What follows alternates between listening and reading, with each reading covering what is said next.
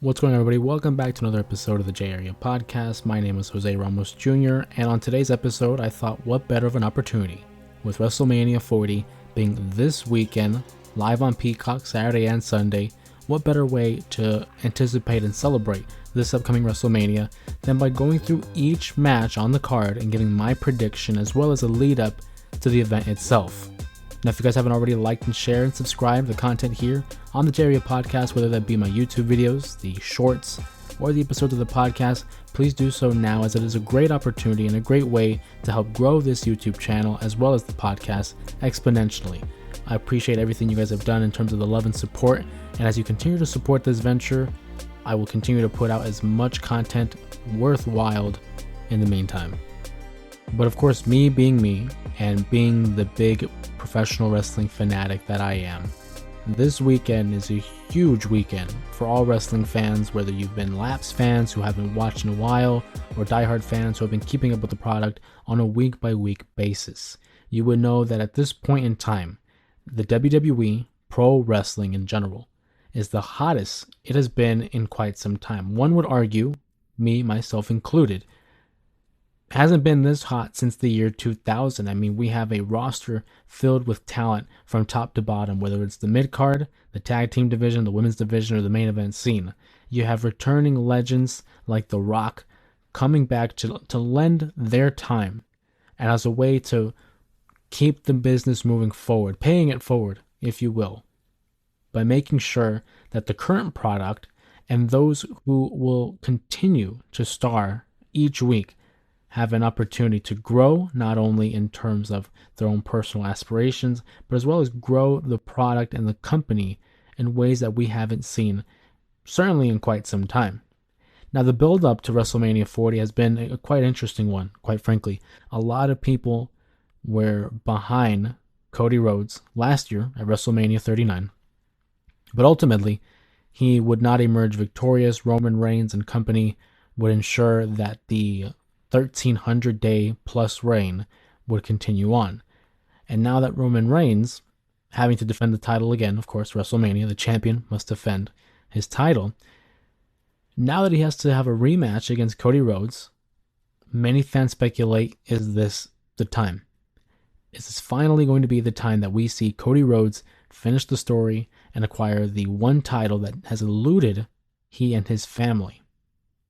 Of course, there was a time being when many people believed it was going to be The Rock, that it would be The Rock versus Roman Reigns in the main event of WrestleMania 40, but the fans, they turned against it. They were adamant to have their boy, Cody Rhodes, challenge Roman, and ultimately, in hopes of ending the longest reigning title reign in modern wrestling history. Over the course of these last few months, it has been gearing to become the biggest WrestleMania in recent memory. And that being WrestleMania 40, how appropriate would it be? Each decade, it's like WrestleMania has become this chapter, this opportunity, this time capsule to really capture the essence and the era in which professional wrestling was at that point in time. You can see that on my YouTube channel, where I have a video kind of reviewing and going back every 10 years, whether it was WrestleMania 10, 20, 30, or of course, upcoming 40. Each WrestleMania, every decade, that is, it's a changing of the guard. In WrestleMania 10, it was Bret Hart. In WrestleMania 20, it was Chris Benoit and Eddie Guerrero. WrestleMania 30 was Daniel Bryan, and this one has the potential to be Cody Rhodes. I, myself, have been a fan of Cody Rhodes for nearly 20 years. I remember when he first debuted in 2007, by his father, Hall of Famer Dusty Rhodes, and to see him grow over time, whether it was as a part of legacy with Randy Orton and Ted DiBiase Jr., to becoming the dashing Cody Rhodes, and then the undashing gimmick. Then he would branch off into Stardust. Of course, there was the feud with The Authority, and then leaving the company to run the indie circuit, whether it was PWG, Ring of Honor, New Japan Pro Wrestling, and even creating his own wrestling company, All Elite Wrestling, until ultimately he would leave that company and return to the WWE in hopes of making a name for not only himself, but for his family, in hopes of finishing his story and obtaining the one title, as I mentioned, that has eluded he and his family for years, decades even. But going through the card, obviously everyone's talking about Roman versus Cody. Everyone's talking about the tag team match, whether it's, Roman and The Rock versus Cody and Seth Rollins. But this match, top to bottom, this pay-per-view, I should say, top to bottom, has storylines that have been worked on and crafted months and months, some even years in advance. And you can see just the way it's laid out. Every match on this card has meaning, has purpose, and has the potential to be one of the best matches of the night. I open up with the first match here, the Intercontinental Championship. Sami Zayn will be challenging Gunther, who again has a lengthy title reign of his own. He broke the Honky Tonk Man's record for longest Intercontinental Champion of all time.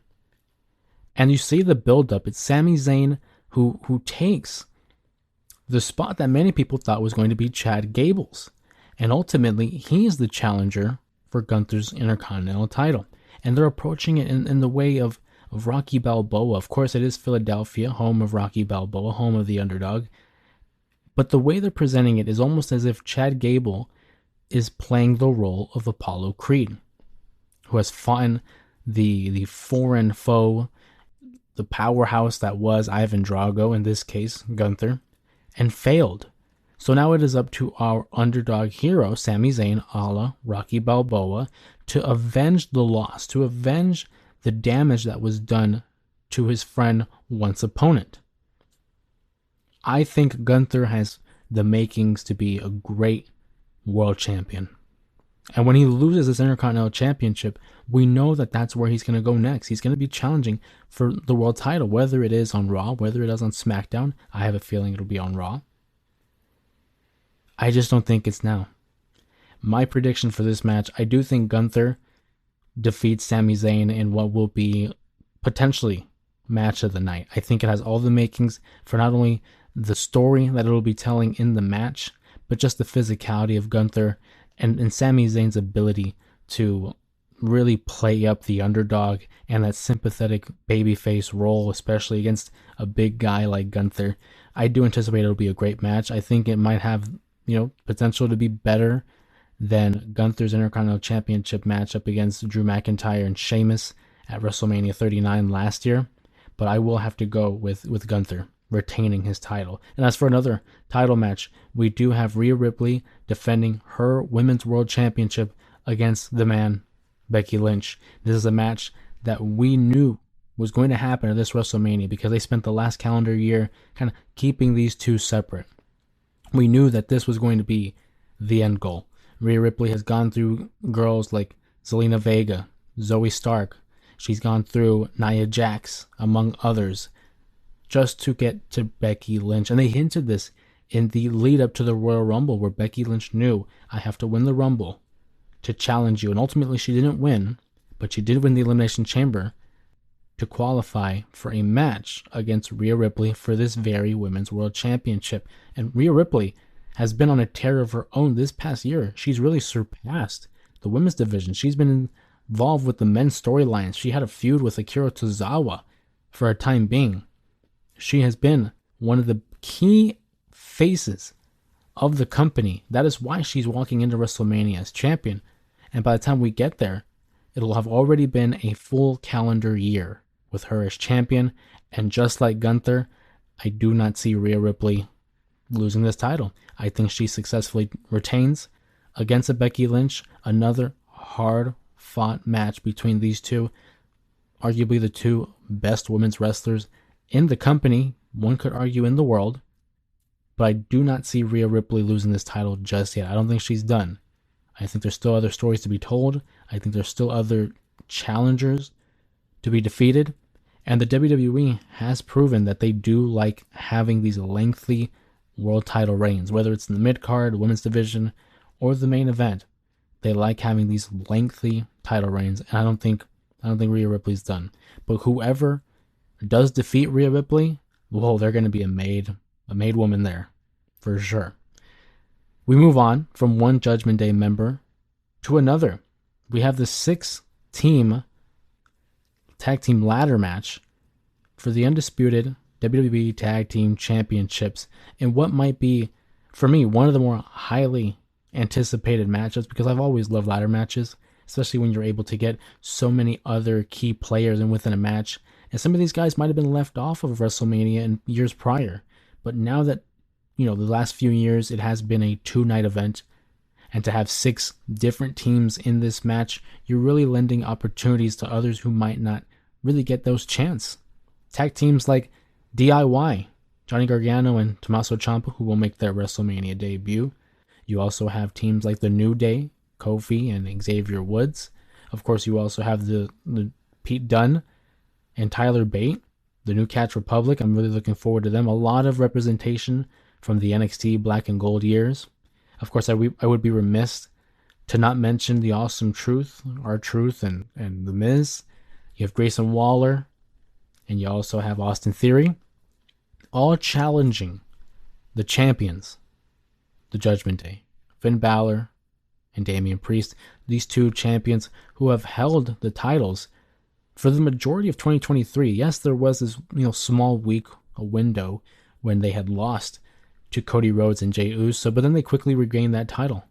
They have been running roughshod on Monday Night Raw for a year. And for many of us fans, we've been wondering, when are they going to split these tag team titles? Well, many people have speculated that this is going to be it. Because on Monday Night Raw, they were making it real apparent that to win the match, both sets of titles must be retrieved. I think, just like anybody else really, this is going to be their opportunity to split those titles up. So in a traditional sense, if I had to pick one winner, I'm going to pick The Miz and R-Truth.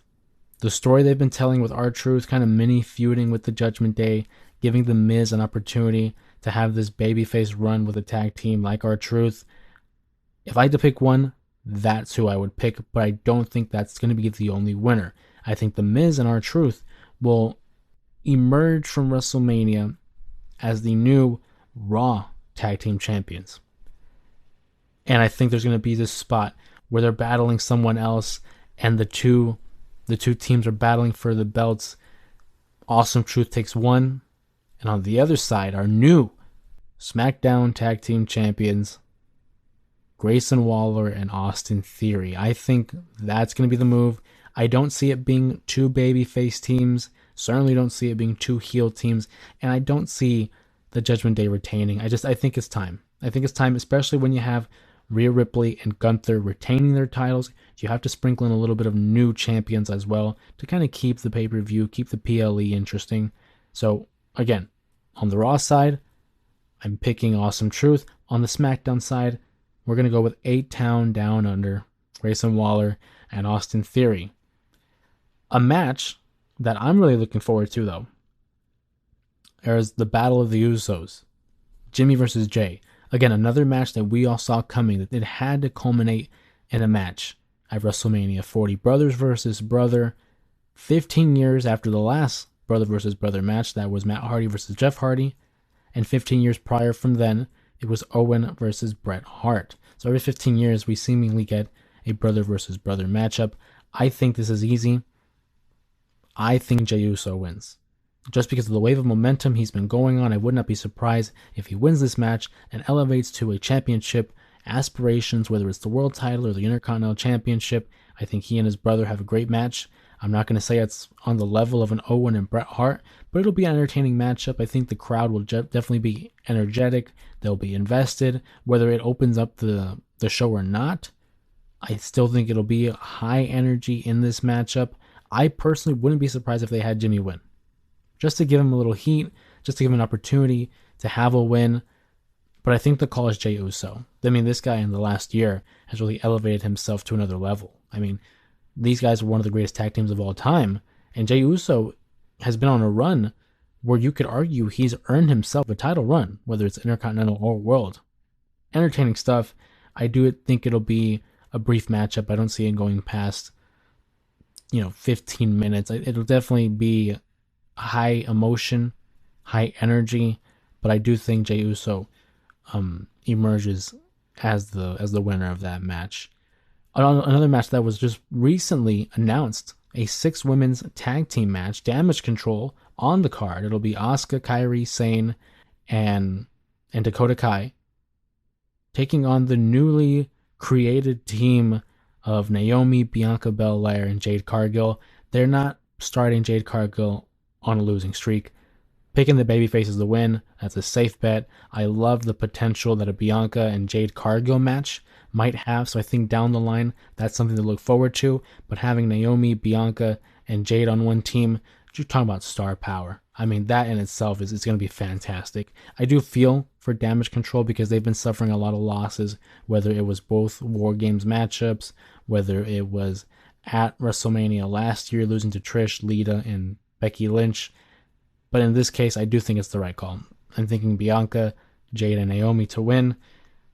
The second to last match on WrestleMania Saturday, another tag team match. It'll be the LWO, Rey Mysterio and Dragon Lee taking on Santos Escobar and Dominic Mysterio. Another matchup that I'm looking forward to just because of my investment in the LWO story, as well as the feud between Rey and his son Dominic.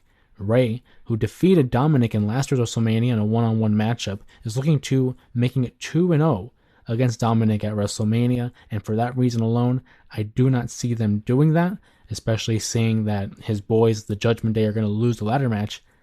I think Santos Escobar and Dominic Mysterio emerge victorious just to make it 1-1 between Dominic and his father, and eventually will come down again for a third matchup, whether it's a tag team match or a singles one-on-one match as a tiebreaker. But for this time being, I'm picking Dominic and Santos Escobar to defeat Rey and Dragon Lee. Great showing by all four individuals. It's a matchup I'm looking forward to, especially because of the Hispanic representation. But again, high flyers all over the place. Should be a fun one. And the main event of WrestleMania Saturday is a tag team match, where if Rock and Roman win, Sunday's main event is Bloodline Rules. But if Roman and Rock lose to Seth Rollins and Cody Rhodes, it's a straightforward one-on-one matchup, no interference from the Bloodline, Cody versus Roman, Sunday night. I've made myself very clear. I've been very vocal about this matchup. I think it's a foregone conclusion. I think Rock and Roman are going to win.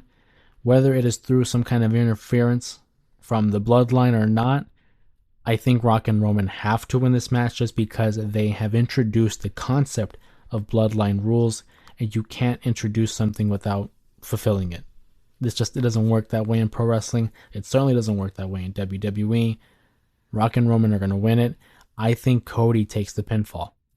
I know many people think it should be Seth to kind of protect Cody, but if Cody wins the world title, like I think he will, spoiler, then he can afford to take this pinfall in the match. Having Seth lose this match, heading into this world title match, it's a dangerous game. But I do think Rock and Roman win with The Rock pinning Cody Rhodes. That is my prediction for WrestleMania Saturday. But as we roll over to WrestleMania Sunday, we still have an additional 6 matches, and several of them are for titles. Starting with the World Heavyweight Championship, Seth Rollins will be defending his world title against Drew McIntyre, who has been the hottest star in the company, certainly the hottest heel. And he's been on fire with his promo segments, his matchups. His overall presentation has really increased over the course of this last year. And for that reason alone, not only do I think it should happen, but I think it will happen. I think we will finally get to see Drew McIntyre win a world title in front of a live audience, because he wasn't able to do so back at WrestleMania 36 because it was during the COVID era where there were no fans allowed. It was an empty arena. But this year, WrestleMania 40, Drew McIntyre, I think, defeats Seth Rollins.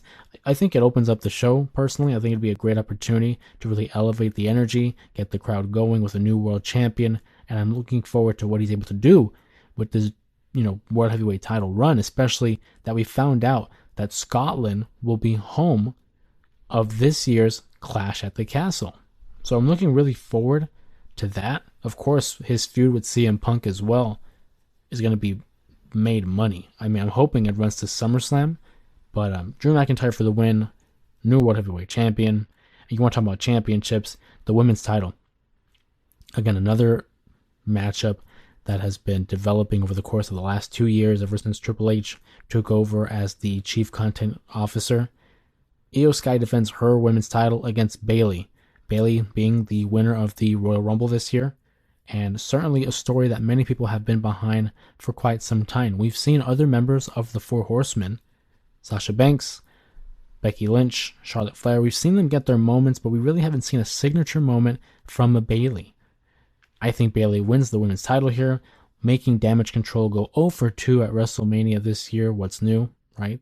You're used to losing anyway. But I think it'll be Bayley's mission to disband Damage Control, to disband the one thing that she created. She had these dreams and these aspirations to see them succeed, but now that they want to do it without her and at her expense, Bayley wins. We have a new champion. That's 2 new champions to start off WrestleMania Sunday. And then moving on, we have a one-on-one matchup, a grudge match between LA Knight, and AJ Styles. This is certainly, I think, one of the more underrated matchups. A lot of people have been kind of criticizing the build-up towards it, but I do think seeing the way they presented it with the police body cam footage, and also seeing LA Knight attack AJ at his home. Of course, I would be remiss to not mention how AJ Styles traveled from America all the way to Australia to cost LA Knight the Elimination Chamber match that would have given him an opportunity at Seth Rollins, but I digress. I don't think it's going to be match of the night, but when you have a totally capable act in LA Knight and how he's such an infectious performer in front of the WWE audience, and then you combine that and complement that with one of the greatest wrestlers to ever do it in AJ Styles, and you have the makings of an entertaining matchup. I do think LA Knight goes over just because it'll give him that signature WrestleMania moment, being that this is his first WrestleMania, and AJ at this stage of his career doesn't need the win. He really doesn't need the win. I think LA Knight wins in what should be a fun matchup. And speaking of fun matchup, the Philadelphia Street Fight. It's a 6-man tag. You have Bobby Lashley teaming up with the Street Profits versus the Final Testaments, Karrion Kross, and the Authors of Pain. I love a good street fight. I'm hoping for tables. I'm hoping for chairs. I'm hoping for ladders. I'm hoping for just an all-out brawl. Just something fun, entertaining. And what this event has is a lot of parity, a lot of variety. We have a ladder match, a street fight, one-on-one matches, triple threat matches, tag team matches, all over the place. I'm going to take the baby faces to win that. I think Bobby Lashley and the Street Profits are due for it. I don't see Karrion Kross and company winning this match. I think it might be close, and you're going to see interference from the women in this matchup as well, whether it is Scarlett or B-Fab. But I'm going to take Bobby Lashley and the boys to take this ultimate victory. And finally, United States Champion Logan Paul defends against Kevin Owens and Randy Orton in a triple threat match. What should be a fun triple threat match. I think it'll be the first time we've seen Logan Paul take on the likes of a Randy Orton. He has already faced Kevin Owens, but being that it's a triple threat matchup, we're going to see a little bit of dynamics that we haven't seen yet in a Logan Paul matchup. And for example, I'm curious to see how the dynamic between a Randy Orton and a Kevin Owens, can they coexist? I mean, eventually they're going to have to do battle in this matchup in order to win the United States Championship. But I think in doing so, there might be a spot in the match where Randy Orton and Kevin Owens kind of get ahead of themselves or battling it out, and they forget about Logan Paul, and he swoops in, whether it is through a roll-up, whether it is through a frog splash, but Logan Paul retains in order to ensure that not all championships are changing hands on WrestleMania Sunday. Logan Paul will retain the U.S. title. And finally, the matchup that we've all been waiting for, the WWE Universal Championship, Roman Reigns defending against the 2023 and 2024 Royal Rumble winner, Cody Rhodes. I've already hinted at it. I've already talked about it ad nauseum. Cody Rhodes wins the title. This is it. They're going to pull the trigger. It is time. He has earned it, not only as the face of the company, the face of the brand. He's been the company man through and through, whether it is his interactions with the WWE fans, whether it is how he portrays himself on television or off of television. He's clearly the guy. I have not seen someone with so much support from the fans and unwavering support, because you look at guys like Hulk Hogan towards his tenure was split. Most people didn't like him anymore. Some people did. Then you look at John Cena, who was always a polarizing figure where half of the audience loved him and the other half were tired of him. But Cody Rhodes is universally praised. People have become so invested in this story. They have become so invested in Cody Rhodes. I think it was foolish. At the time, I thought it was foolish to have him lose at WrestleMania 39. But being that a year has now passed and we've seen him grown as an individual, as a performer, and certainly within the parameters of the story, I think it was worth it. Because it wasn't the end-all be-all. I've said it before. WrestleMania 39 was Infinity War. WrestleMania 40 is the end game. I think Cody wins. We're going to see run-ins from the Bloodline. Solo Sikoa, Jimmy Uso, The Rock. And I think we're going to have a run-in from other people of the Bloodline's past, whether it is Jey Uso, whether it is Seth Rollins. Some people are saying Stone Cold, and some people are saying John Cena. I would love that. I would love nothing more than to hear them come out to a loud ovation, a great pop from the Philly crowd, in order to help Cody cement his legacy and also place his name in the upper echelon of the face of the WWE. But of course, that's yet to be seen. But those are my predictions for this upcoming WrestleMania. I hope you guys enjoyed this episode. I'm looking to cover more WWE content on my channel as well as the J Area podcast. You can expect more episode reviews, or maybe you'll travel back in time and reminisce about the past of professional wrestling. But do expect me to start covering more. It has become the hottest it has been in nearly a quarter of a century. I've mentioned it before. So if you guys like my predictions, or if you have contrasting predictions of your own, please make sure to comment down below, like, share, and subscribe to the video. You already know all the gimmicks that YouTube likes to throw out. And of course, you can find me on all social media aspects at JustJose_3. Please like, share, and subscribe. Follow the podcast on YouTube or Spotify. My name has been Jose Ramos Jr. We will see you in the next episode, and make sure to check out WrestleMania 40. That way we can all discuss this later on the channel.